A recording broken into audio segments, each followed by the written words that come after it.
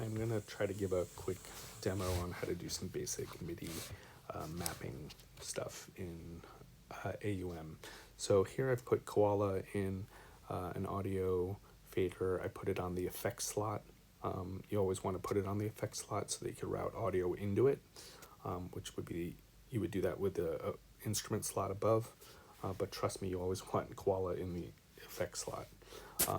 And then I'm going to actually go up at the top right to where MIDI routing is. That's the arrow that looks like a snake. If you click on that, I'm going to now plug in my physical controller.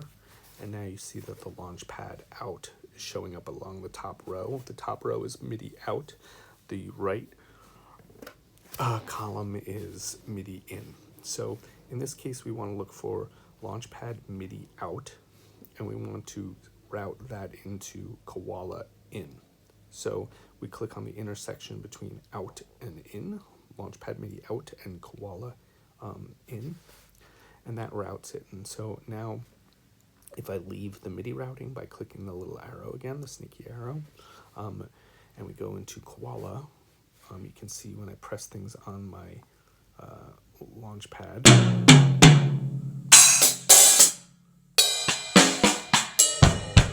is working correctly. Having said that, that's the reason why that's working is because I went into the hamburger menu of Koala and I clicked on settings and I clicked on, let's go back, settings. I made sure that use MIDI mapping was on and I clicked on map MIDI.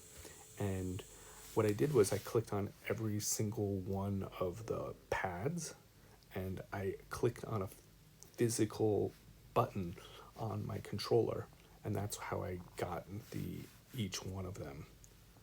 So I went through and I literally did that for 64 pads, and I did the same thing for sequence. I clicked on every single one of the sequences and I clicked on a physical button on the controller and did the exact same thing on the performance.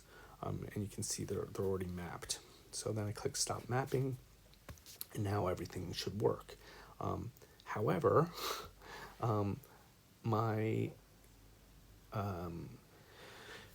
physical controller doesn't have this many sliders and knobs for handling this many effects. And so the way I handle that is within AUM, when I click on Koala at the top left, there's the piano, the MIDI routing option, but the third icon is like MIDI options. And if you click on that, it shows you that these are the MIDI controls. So this kind of works a little bit differently. If you, let's clear these out. If you click on one of these items and then say learn, Koala will listen, and if there's some device sending out MIDI data, it'll hear it and it'll instantly map it. But in order for this to work, this is using a different functionality. This is using MIDI controls. And so I'm going to close out Koala and I'll show you how to do that. So if we click on the MIDI routing again, you can see the launch pad is currently routing it directly into Koala. But if we instead were to send it to MIDI control, so it's now sending it to MIDI control and also to Koala directly. And the reason why this is advantageous is if we were to go back to Koala and go to the MIDI controls, now Koala is listening to AUM to see if there's anything that's sending out MIDI control data. And so if we were then to click on one of the effects like Crush and click Learn, now when I drag on my controller, it is listening for MIDI messages. And it says, oh, great, on channel 1, CC20, provide, like control the crush. And so we could do this now for a couple things. Let's do crush. I already got cutter set up. Let's do stutter maybe. So click on stutter, click on learn, drag it up. So it's 21. I already did 22 and 23. So let's see what that does now. So I'm going to turn all these off. I'm going to hit play.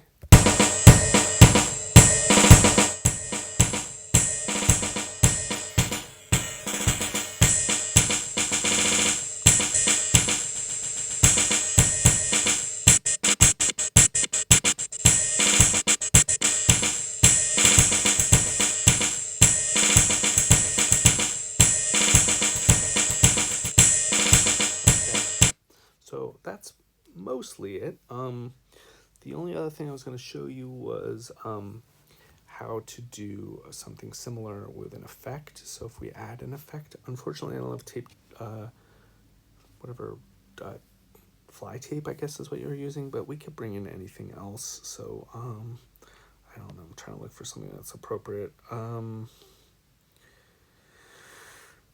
Maybe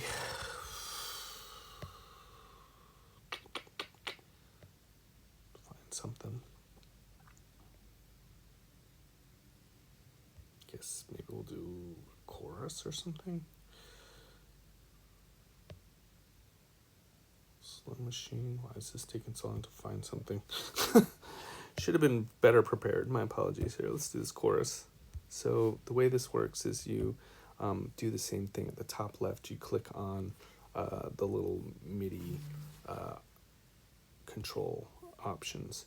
So let's first find which knob we might want to change. So let's hit play.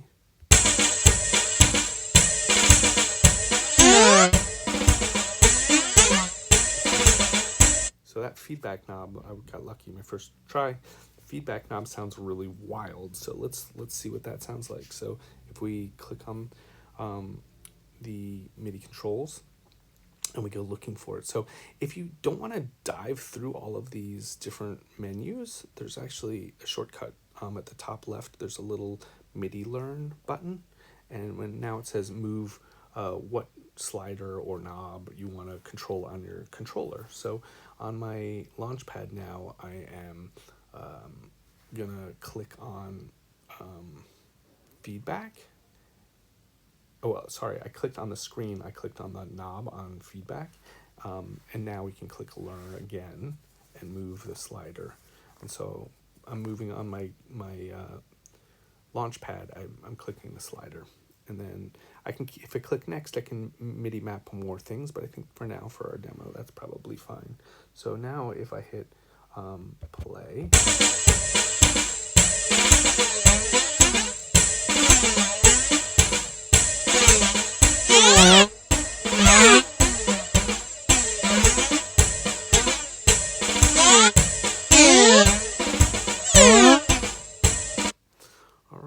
so hopefully that gives you a good sense. I mean, provided an app, the app developer of the AUV3 has provided you with some MIDI controls, you can pretty much map anything, you know. It's one of the other cool things that's really, really nice is, you know, that feedback was sounding really, really bad when I went all the way to the top of the feedback, so I could limit the range. So maybe now if I go to the top of my controller, it won't ever hit 100, it'll only go up to 85. And so that's a really nice effect. So we could show you that.